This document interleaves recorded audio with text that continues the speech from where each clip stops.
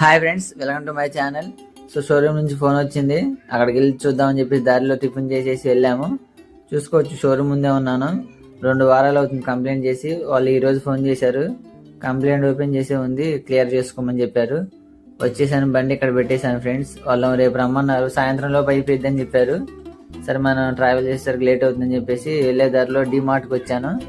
కారంపొడి తిరణాలు వస్తుందని చెప్పేసి డ్రెస్ చూస్తే అక్కడ ఏం బాగలేవు. సర్లే అని చెప్పేసి డ్రై ఫ్రూట్స్ తీసుకున్నాను. అది తీసుకున్న తర్వాత మా వాడు కవర్ ఇవ్వమని చెప్పి వాళ్ళతో గొడవ పడుతున్నాడు. వాళ్ళు కవరే ఉండదు, సంచి కొనుక్కోవడం అని చెప్పారు. సరే అయితే వద్దులే అని చెప్పేసి వీడు మంకీ క్యాప్ ఉంటుంది కదా చలికి, సో అదైతే కవర్లో చేసుకున్నాడు.